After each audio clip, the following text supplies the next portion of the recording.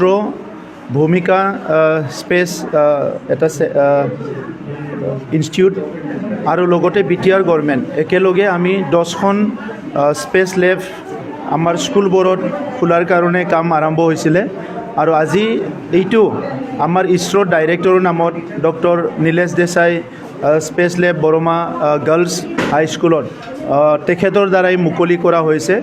আজিৰ দিনত আমি সকলো আনন্দিত হৈছোঁ যে BTR অঞ্চলৰ শিক্ষা আগুৱাই নিবৰ কাৰণে আমাৰ ছাত্ৰ ছাত্ৰীক বিজ্ঞান টেকন'লজি আৰু বিভিন্ন এডুকেশ্যনবিলাক আজি প্ৰদান কৰাৰ কাৰণে বিভিন্ন প্ৰয়াস কৰা হৈছে।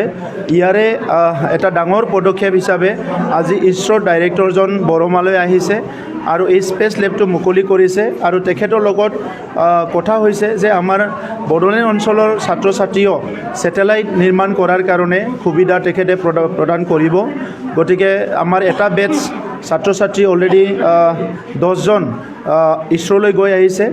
নেক্সট আমাৰ টিচাৰ আৰু ষ্টুডেণ্টৰ আৰু বেটছ যাব আৰু লগতে যিসকল ষ্টুডেণ্ট আমাৰ বিচাৰে এই প্ৰজেক্টত এই মিছনত কাম কৰিবলৈ তেখেতসকলক আমি চিলেকশ্যন কৰিম আৰু ইছৰোৰ গাইডেন্সত তেখেতসকলক ছেটেলাইট বনোৱাৰ কাৰণে ট্ৰেইনিং দিয়াৰ ব্যৱস্থাটো আমি এই বছৰত আৰম্ভ কৰিম। আজিৰ সময়ত মই সকলোকে ধন্যবাদ দিব বিচাৰিছোঁ যে বড়োলেণ্ড অঞ্চলৰ শিক্ষাটো লাহে লাহেকৈ ভাল হৈ আহিছে। এটা সময়ত আমাৰ ফাউণ্ডেশ্যন লেভেলত বহুত অসুবিধা আছিলে, কিন্তু এতিয়া ফাউণ্ডেশ্যন লেভেলত বহুত ভাল হৈছে আৰু এই বছৰ আমি কিছুমান আমাৰ পদক্ষেপ আছে যিটো 100খন স্কুলত 1 ষ্টুডেণ্ট 1 ফাইল আমি আৰম্ভ কৰিম ষ্টুডেণ্টৰ বিভিন্ন লেভেলটো ট্ৰেক আৰু ট্ৰেছ কৰাৰ কাৰণে। লগতে কিতাপৰ নাটনি হৈ আছিলে আগতে, এই বছৰ আমি কিতাপৰ নাটনি যিমানখিনি অসম চৰকাৰৰ পৰা আৰু আমাৰ